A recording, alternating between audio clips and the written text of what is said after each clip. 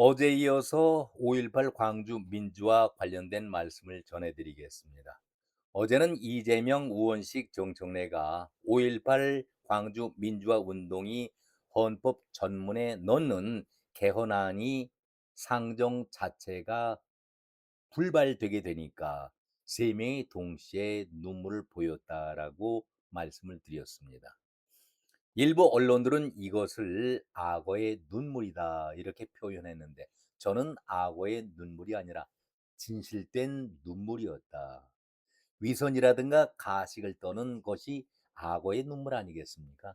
그런데 이 세 명 다 살기 위해서 몸부림치고 좌절되니까 그야말로 어쩔 수 없이 눈물을 보였다 이런 말씀을 드립니다. 한마디로 자신들이 위기를 느끼고 있다라는 눈물 아니겠습니까? 그만큼 이재명이나 우원식이나 정청래가 초조하다, 위기다, 불안하다라는 생각을 지니고 있기 때문에 가슴 아파서 눈물을 보였다 이런 말씀을 전해드립니다. 깜나라 조진국 시간입니다.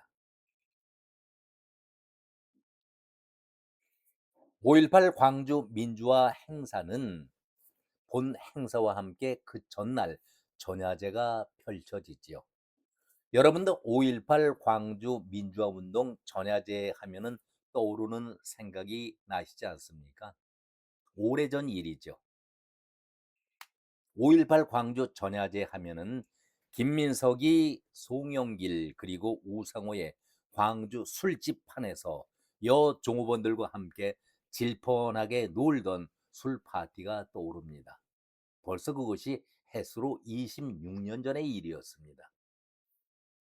이른바 광주 NHK 술집에서 이들 세 명이 임수경을 만나자 임수경이가 그 광경을 보면서도 기가 차기 때문에 언론에 폭로했던 그 장면을 다시 한번 떠올립니다.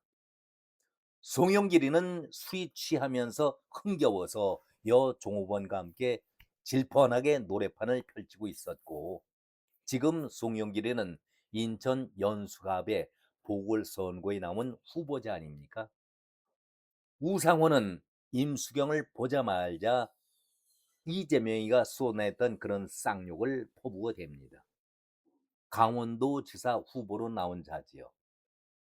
김민석이는 양쪽에 아가씨들을 앉혀놓고 아주 즐겁게 대화를 나누고 있었기 때문에 임수경이 들어오는 것조차 깨닫질 못했습니다. 보질 못했었죠. 아주 즐거운 모습들이었던 모양입니다. 이런 자들이 광주 민주화 운동 운운하면서 뒷구멍으로 즐길 것은 다 즐겼던 이중적인 그런 인간들 아니겠습니까? 한마디로 인간 말종이자 쓰레기들을 입에 올린다는 것 자체가 무슨 도움이 될까마는 그래도 이런 쓰레기들이 정치판에 있는 한 이 나라의 국민들이 올바른 정치를 기대할 수가 있을까? 반드시 청소해야 할 놈들은 반드시 청소를 해야 하고 감방에 보내야 할 놈들은 감방에 보내야 한다라는 마음을 다시 한번 다져봅니다.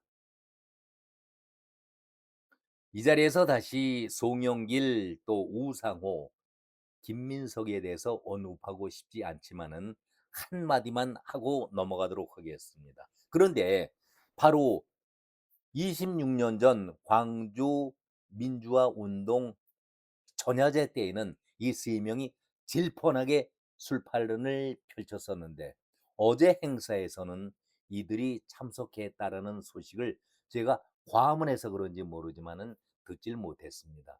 참 묘하다 그런 생각이 들지 않을 수가 없었습니다. 김진태와 강원도지사 후보 토론에서 우상호가 아주 뻔뻔함을 드러냈었죠. 질의 토론에서 김진태가 홍제동을 잘 아느냐 이렇게 물었습니다. 우상호가 내가 서울 지역구가 서대문이고 홍제동에서 살았다. 김진태가 아니 서울 홍제동이 아니라 우상호는 원주 홍제동을 말하는데 거기에는 살지 않아서 우상호는 아주 머쓱한 표정을 짓습니다. 김진태가 되받아서 원주에는 홍제동이 없고요. 제가 알려드리죠. 강릉 홍제동을 말하고 있는 겁니다. 그러자 우상호가 머쓱했던 표정에서 재빨리 끼어듭니다. 아하, 제가 잠시 착각을 했네요. 강릉 홍제동에서 수제 맥주를 먹어본 적이 있다라고 아는 체를 합니다. 그러자 김진태가 점잖게 한마디를 거둡니다. 아니, 수제 맥주 먹었다는 그 얘기보다는 물 난리가 난 곳이 바로 홍제동 저수지 아닌가. 강원 도민들이라고 하면은 누구나 다 알고 있는 그 수재 현장, 그것을 얘기하고 있는데 무슨 얘기를 하고 있는가. 한마디로 엿을 먹어라. 우상호에게 던지는 말 아니겠습니까? 아무리 도지사 자리가 욕심이 난다 하더라도 이해할 수는 있겠지만은 둘러대고 그 자리만 모면하려고 하는 것이 이재명식 아니겠습니까? 그 순간만 피하면 된다.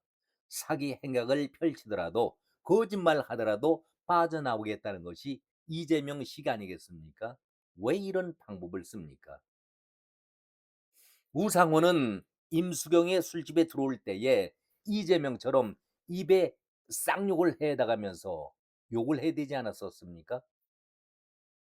참 못난 자죠. 어떻게 이런 자들이 국민을 위해서 정치를 하겠노라 정치판에 나서는지 참 뻔뻔하다, 그 말씀을 드립니다. 그런데 오늘 제가 서두에서도 말씀드렸듯이 그 얘기를 하고자 하는 것이 아니라 보다 더 5.18의 핵심적인 말씀을 드리기 위해서 이렇게 서론을 장황하게 말씀을 드렸습니다. 이제 본론입니다.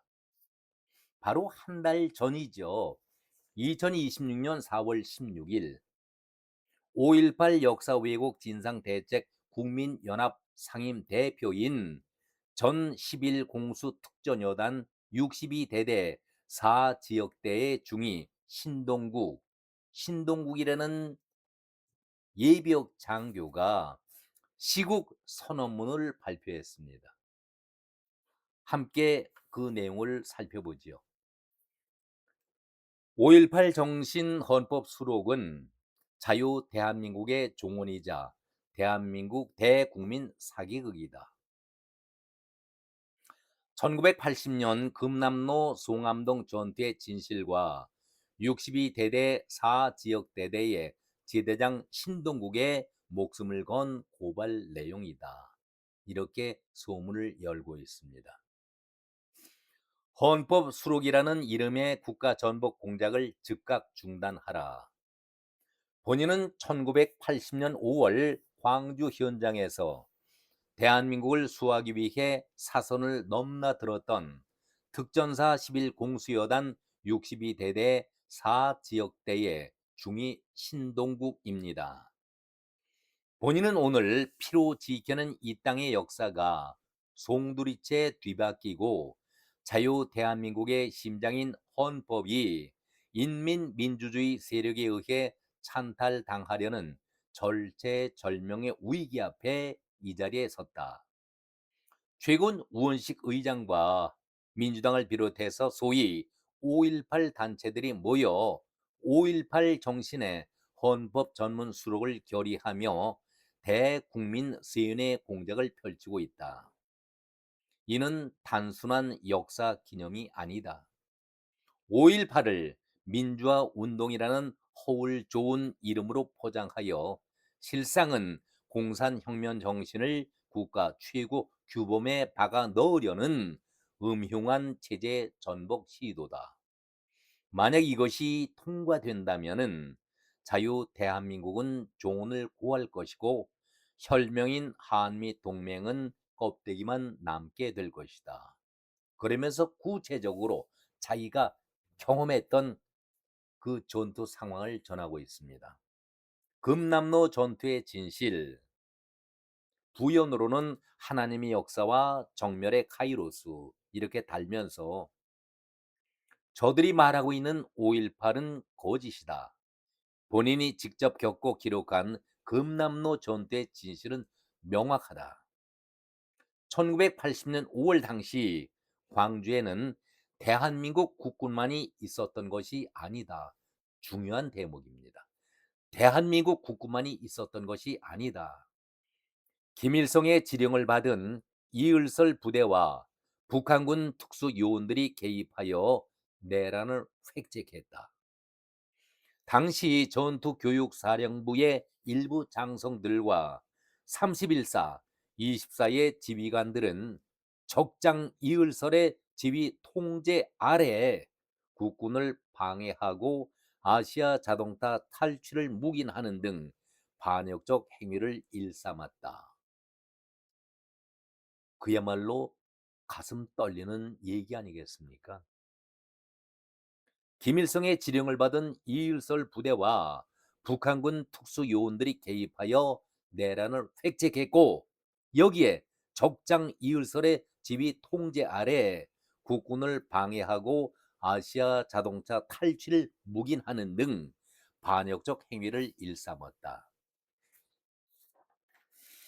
그러나 그 절망의 순간 하나님의 역사가 있었다. 본인이 속한 부대는 철저한 기도 빈익 유지 끝에, 기도 빈익이라는 것은 군사 용어지요. 적에게 들키지 않기 위해서 엄폐하고 이동하는, 비밀리에 이동하는 행위 자체를 기도 빈익이라는 표현을 씁니다.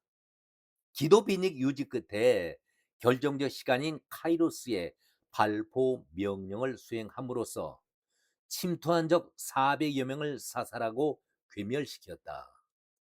이 승리로 인해서 적화 야욕을 품었던 이을설 부대는 철수를 결정할 수밖에 없었고, 자유 대한민국은 부사 일생으로 지켜졌다.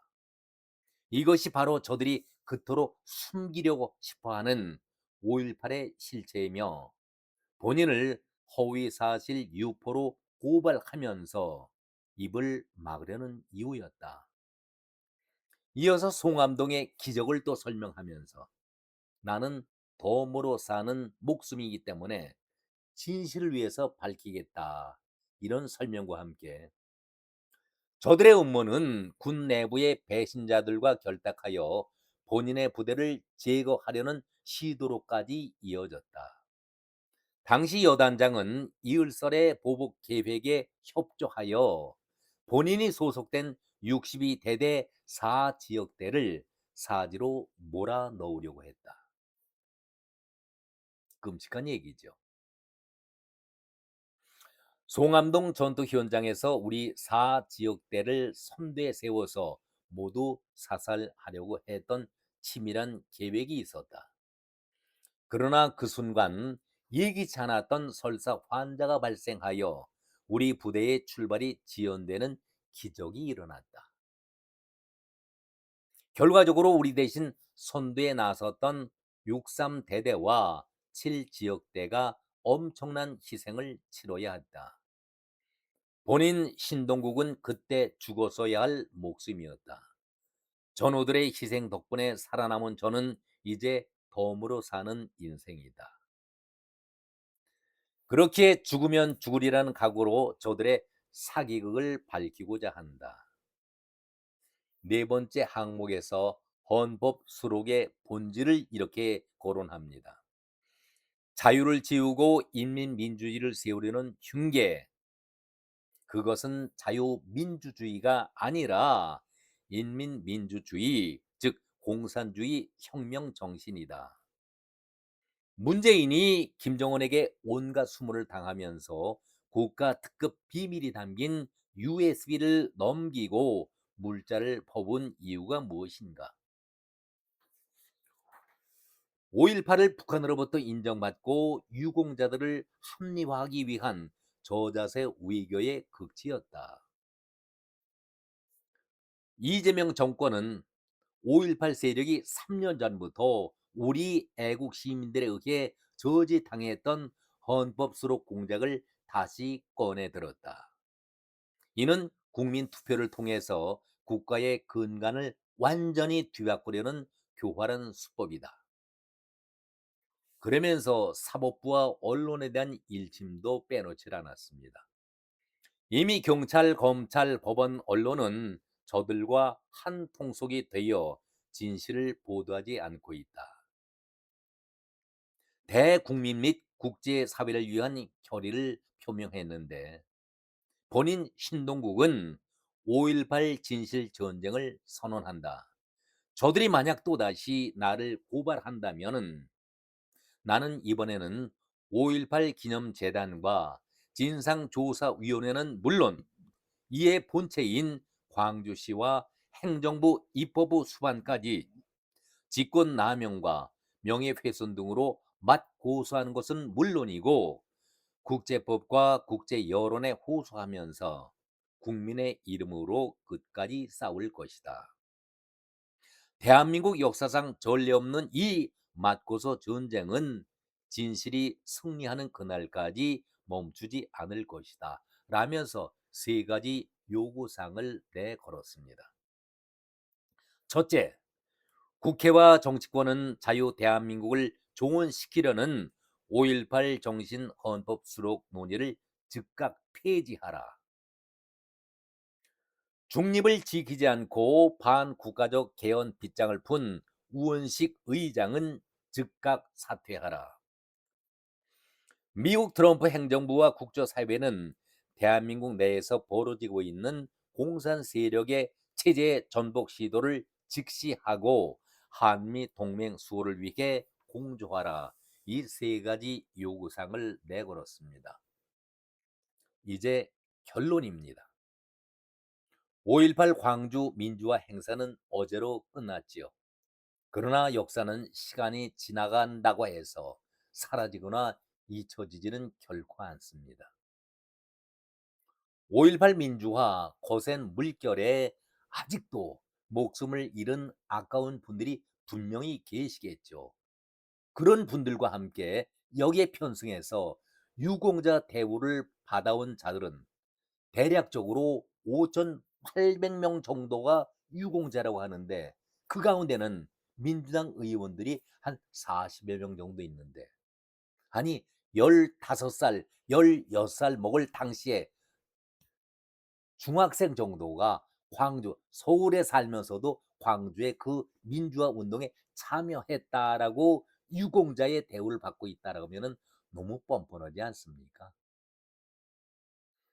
거센 물결에 아직도 목숨을 잃은 아까운 그런 분명한 목숨들이 있는가 하면은 여기에 편승해서 유공자 대우를 받아온 자들은 분명하게 구분되어야 한다.